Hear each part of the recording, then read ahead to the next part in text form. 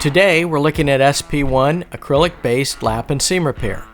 Before we get started, let's always follow OSHA and local safety requirements when working on roofs.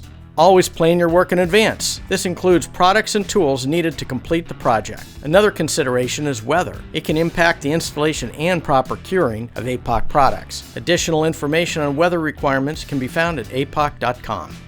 Seam failures are often the result of improper weld temperature and/or poor alignment of the membrane. Let's look at a better way. To start, always clean the surface.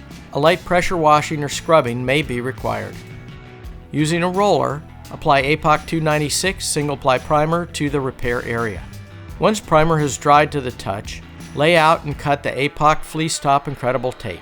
Starting at one end, remove the release liner and press into place over the seam, splitting the seam equally on both sides. Use a hand roller to work the tape in and ensure a complete bond.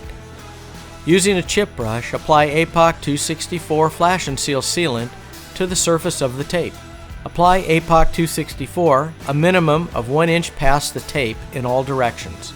Now your APOC SP1 acrylic-based lap and seam repair is complete.